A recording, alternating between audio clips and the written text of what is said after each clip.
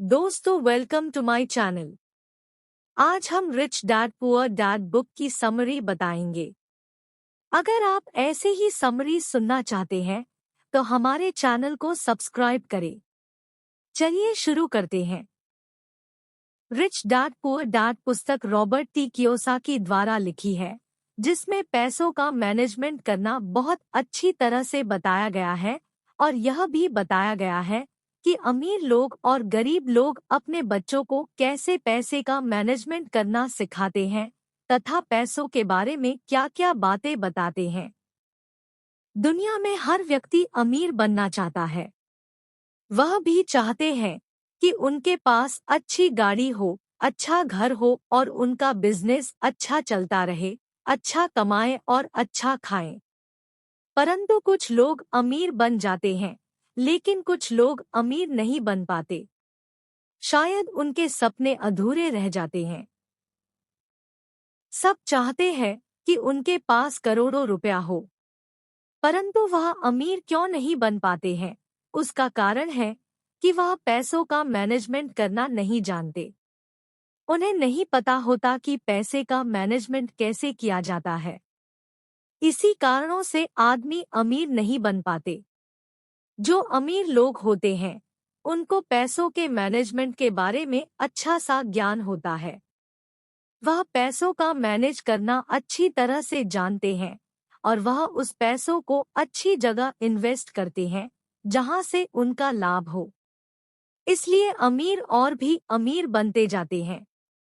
बचपन में हमारे माता पिता द्वारा हमें बताया जाता है कि यदि हम अच्छे से पढ़ लेंगे और अच्छे नंबर प्राप्त करेंगे तो हमें जीवन में अच्छी नौकरी मिलेगी, जिससे हम बहुत सारा धन कमा सकेंगे।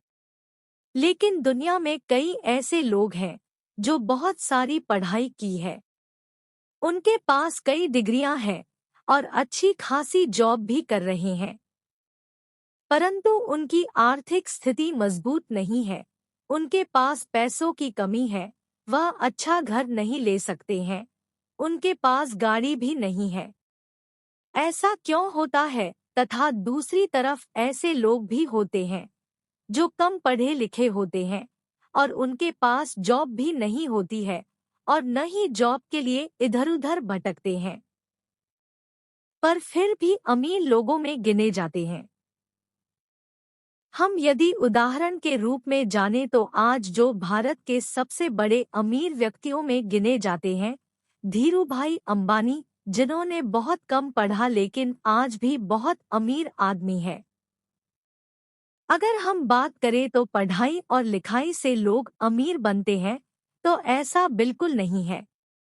यह सोच बिल्कुल ही अमीर नहीं बनाती, बल्कि हमें फाइनेंशियल मैनेजमेंट आना चाहिए। हम किस तरह से फाइनेंशियल मैनेजमेंट करके अमीर बन सकते हैं, जहां बात इस रॉबर्ट कियोसाकी पुस्तक रिच डैड पुअर डैड में बताई गई है।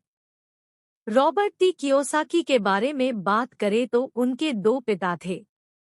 एक पिता बहुत ज्यादा अमीर थे तथा दूसरे पिता बहुत गरीब थे।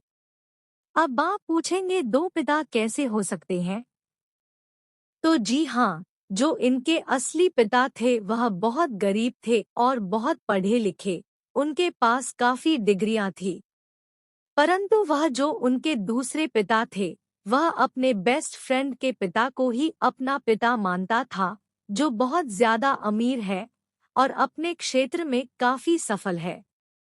उनके दोनों पिता ने साथ ही में पढ़ाई की थी, उन्होंने कड़ी मेहनत परिश्रम भी किया। परंतु अमीर पिता ने पढ़ाई बीच में ही छोड़ दी थी, बल्कि जो गरीब पिता थे, उन्होंने पढ़ाई जारी रखी।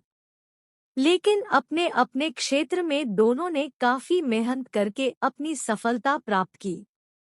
लेकिन दोनों पिता के बीच में पैसा कमाने की राय बिल्कुल अलग थी।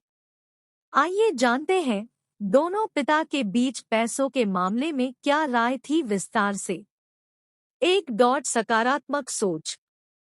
रॉबर्ट टी कियोसाकी के पहले गरीब पिता रॉबर्ट को समझाते थे कि कोई भी वस्तु या कोई भी ऐसी चीज नहीं खरीद सकता, उसके अंदर ऐसी काबिलियत नहीं है। परंतु दूसरे पिता उसी से कहते हैं, यदि तुम कोई वस्तु नहीं खरीद सकते तो उसका कारण ढूंढो कि कैसे नहीं खरीद सकते। यदि तुम्हें वह प्राप्त करनी है तो उसे कैसे खरीद सकते हो? इन प्रश्नों को आप ढूंढो। गरीब पिता की सोच नकारात्मक थी। वह रॉबर्ट द्वारा कही गई बात को यहीं पर खत्म कर देते थे। परंतु अमीर पिता द्वारा कही गई बात प्रश्नवाचक थी। हाँ, यदि प्रश्नवाचक होता है तो हम अक्सर सोचने पर मजबूर हो जाते हैं। हमें उसके कारण को ढूंढना होता है कि हम कैसे किसी वस्तु को खरीद सकते हैं, उसे प्राप्त कर सकते हैं। यदि कोई व्यक्ति ऐसा सोचता है कि वह किसी सामान को नहीं खरीद सकता तो उसका दिमाग काम करना बंद कर देता है। अर्थात उसके दिमाग में नकारात्मक विचार जाते हैं और वह सोचना बंद कर देता है। यदि वही हम दूसरी ओर देखें कि हम उस सामान को कैसे खरीद सकते हैं, तो हमारे मन में एक प्रश्नवाचक चिन्ह आ जाता है कि आखिर हम इस सामान को कैसे खरीदें और हम उस पर सोचने लगते हैं। अर्थात इससे यह पता चलता है कि हमें अपने दिमाग को नकारात्मक विचार बिल्कुल नहीं देनी चाहिए। हमें सदैव सकारात्मक विचार ही देने चाहिए, जिससे कि हमारा दिमाग हमेशा एक्टिव रहेगा और लगातार वह मजबूत होता जाएगा। जीवन में जोखिम लेना। रॉबर्ट के गरीब पिता रॉबर्ट से कहते थे कि जीवन में जोखिम नहीं लेना चाहिए। अच्छे से पढ़ाई करना चाहिए और अच्छे मार्क्स लाकर अच्छी जॉब करनी चाहिए, और यदि तुम्हारे जीवन में अमीर बनना लिखा है तो तुम अमीर बनोगे, अन्यथा नहीं। वहीं दूसरी तरफ रॉबर्ट के दूसरे पिता कहते हैं, यदि तुम्हें जीवन में कुछ करना है तो जोखिम अर्थात रिस्क लेना अवश्य पड़ेगा। आप अपनी पढ़ाई पूरा करें, परंतु पढ़ाई के साथ साथ आपको फाइनेंशियल मैनेजमेंट भी आना चाहिए। पैसों का मैनेज करना आना चाहिए। संपत्ति और दायित्व में अंतर का ज्ञान हो। हमें जीवन में संपत्ति और दायित्व का विशेष ध्यान रखना चाहिए, क्योंकि संपत्ति से धन की बढ़ोतरी होती है तथा दायित्व से धन की कमी होती है। इस पर विशेष ध्यान देना चाहिए। यदि आप जीवन में अधिक पैसा कमाना चाहते हैं और बहुत अमीर आदमी बनना चाहते हैं, तो आपको अपनी संपत्ति बनाना चाहिए। जैसे जमीन खरीदना चाहिए, सोना व आभूषण बनवाने चाहिए, और यदि आप यह सब नहीं करते और आप लोन लेते हैं, गाड़ी लोन पर लेते हैं, घर लोन करवाते हैं, तो आप जीवन में कभी अमीर नहीं बन पाएंगे, आप गरीब ही रहेंगे। 4% हिस्सा अपने लिए रखें।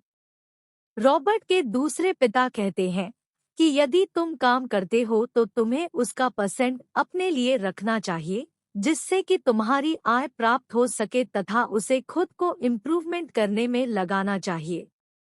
5. गलतियों से सीख लें।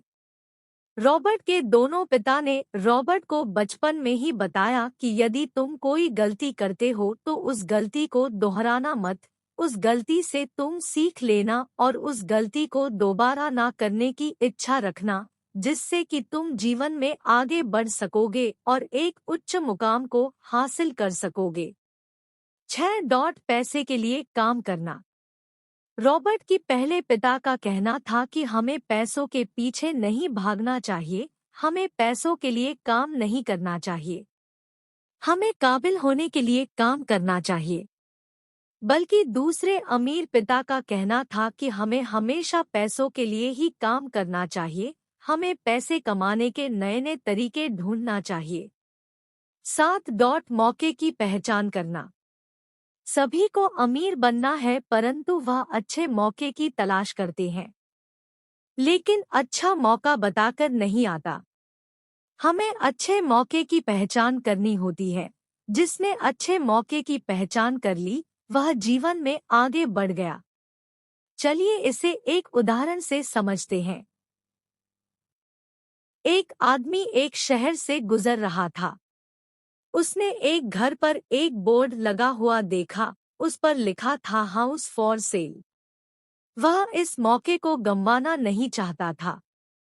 क्योंकि उस समय मंदी चल रही थी तो बहुत ही कम कीमत पर वह घर बिक रहा था। उसने उस घर को खरीद लिया। कुछ समय बाद मंदी खत्म हुई और उस घर की कीमत बढ़ गई और उसने उसको दुगुने 3 गुने दाम पर बेच दिया और उसे काफी मुनाफा हुआ। 8 पैसों को सहज करने की समझ होना। दुनिया में सभी पैसे को सहेज कर रखते हैं। सबको पैसा सहेज कर रखना बहुत अच्छी तरह से आता है। पर यहाँ इसका यह अर्थ नहीं है कि पैसे एक अलमारी या गुल्लक में रखना हो या बैंक में रखना हो। अर्थात सहज का अर्थ क्या है कि हमें पैसे कहाँ पर इन्वेस्ट करना है, कहाँ पर खर्च करना है, जिससे कि हमारी आय बनी रहे और हम पैसे को इन्वेस्ट करते रहें। तो हमें इस बात को समझना चाहिए पैसे कहाँ पर इन्वेस्ट करना है और कहाँ पर नहीं। यदि इन्वेस्ट अच्छी जगह पर होगी तो इनकम भी अच्छी रहेगी।